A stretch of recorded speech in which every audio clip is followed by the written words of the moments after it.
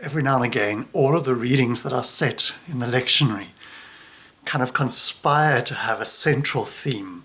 And that's certainly the case today with our Eucharist readings. They are so obviously focused on one central theme that you feel kind of smashed in the forehead.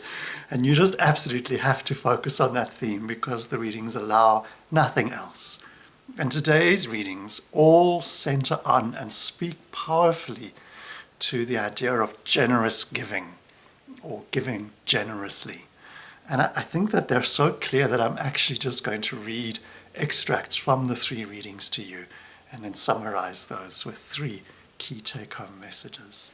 So we start with Psalm 112, and I'm just going to read some extracts of Psalm 112 to you. Blessed are those who fear the Lord, who find great delight in his commands. Wealth and riches are in their houses, and their righteousness endures forever. Even in darkness, light dawns for the upright, for those who are gracious and compassionate and righteous. Good will come to those who are generous and who lend freely, who conduct their affairs with justice. They have scattered their gifts to the poor freely. Their righteousness endures forever. Their horn will be lifted high in honor.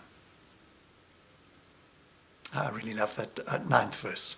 They have freely scattered their gifts to the poor. It reminds me a bit of Sunday's sermon last week about scattering the seed. Just scatter the seed. That's what we're called to do. And then we trust in God to do the rest for us. Our second reading comes from Matthew chapter 6, and it's part of Jesus' Sermon on the Mount. And again, I'm just going to read to you the first 4 verses, just an extract. Jesus says, "Be careful not to practice your righteousness in front of others to be seen by them. If you do, you will have no reward from your Father in heaven. So, when you give to the needy, do not announce it with trumpets, as the hypocrites do in the synagogues or on the streets, to be honored by others. Truly I tell you, they have received their reward in full. But when you give to the needy, do not let your left hand know what your right hand is doing, so that your giving may be in secret. Then your Father, who sees what is done in secret, will reward you." And the third reading comes from Paul's letter to the Corinthians, his second letter, so 2 Corinthians chapter 9. And I'm going to read just extracts starting at verse 6, so 2 Corinthians chapter 9. And Paul writes this: "Remember this, whoever sows sparingly will also reap sparingly, and whoever sows generously will also reap generously. Each of you should give what you have decided in your heart to give, not reluctantly or under compulsion, for God loves a cheerful giver. And God is able to bless you abundantly, so that in all things, at all times, having all that you need, you will abound in every good work. Now he who supplies seed to the sower and bread for food will also supply and increase your store of seed, and will enlarge the harvest of your righteousness. You will be enriched in every way, so that you can be generous on every occasion, and through us your generosity will result in thanksgiving to God." Well, I hope you can see why I'm saying, because these readings are unequivocal about God's desire for us to give generously. And that's the first take-home message that I want you to leave with today, that God is calling us to give generously.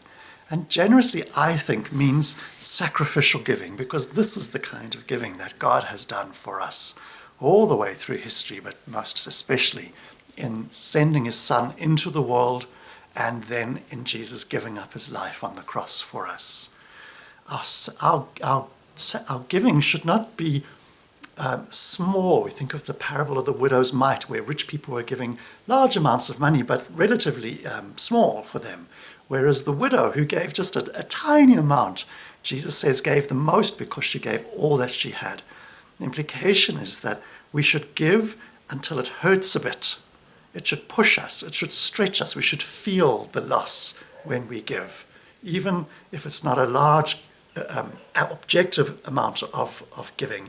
It should feel as if it is coming off our bodies, and we feel the loss in a way. We have to give up something we would like to do, we don't do because we've given that money away. Secondly, givers will be rewarded. All of the passages that we've read today speak about a reward that God gives to those who give generously. There is a kind of an economy that in giving generously we receive. And that reward might be in this life. So there may be a reward here and now or in the near future.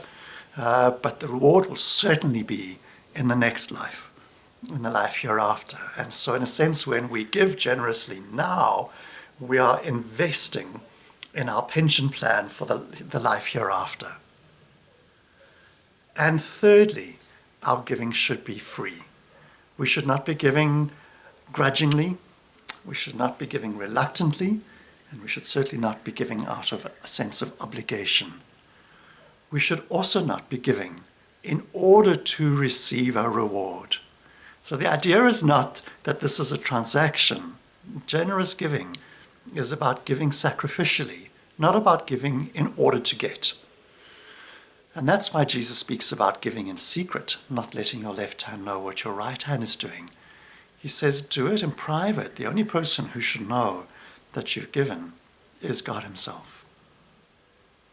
So rather than giving in order to receive, Jesus' argument is that we give out of the generosity of God.